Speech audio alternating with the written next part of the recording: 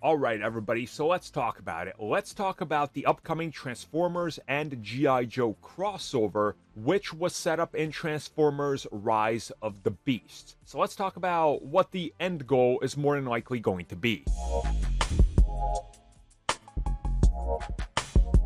So I think most of you know how we got here. If you don't, the end of Transformers Rise of the Beasts reveals that Noah, the main human character of the film, has been recruited to a brand new government organization that is simply called G.I. Joe. Hardcore fans know exactly what they're leading into, which has been something that's a long time coming if you just follow what Paramount has been trying to do with both IPs, but were stopped multiple times. So essentially what we're going to get here is a MCU, DCU style shared universe that has now confirmed this Hasbroverse is part of a bigger plan and idea.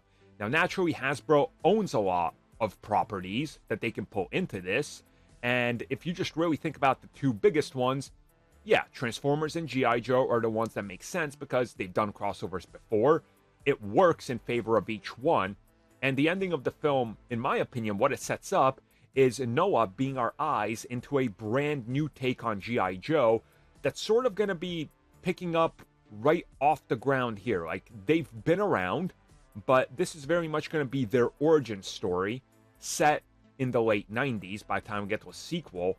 And it's still that age before cell phones and the internet was rampant everywhere, which allows you to have a certain amount of leeway in terms of how you can hide things, right, from the media and the perception, which I think is absolutely smart for them to do.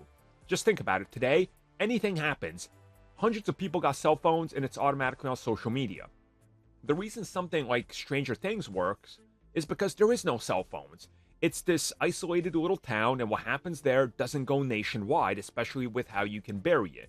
If you look at history, it's been done like that. It was still like that in the 90s. You know, you look back at viral marketing for, like, I don't know, the Blair Witch Project. People thought that was real. Nobody was the wiser because, again, the internet was still in its infancy when that came out. So, to me, the opportunity here, and what I'm trying to say is that this crossover makes perfect sense because of its setting, but also they can finally get to it because the corporate overlords are seeing that there's value in this, with G.I. Joe now selling tremendously well from Hasbro and their fan-funded projects. Transformers getting a clean-cut reboot means that this thing can do whatever it wants. It's a separate universe. And if you really just think about what they're setting up here, inevitably, we're going to get another Transformers film that leans heavier into this, probably some Joes showing up in that film, and then the next film after the next Transformers will be G.I. Joe, starring a couple Autobots and probably a Decepticon. So they're working on this essentially the same way that Marvel Studios built up their universe. Here's a great film starring Iron Man. Oh, and here's a little tease at the end of what's coming next. Don't worry about that. We'll get to that when it's important. So I honestly think that they're doing this in a very smart way that shows restraint, surprisingly.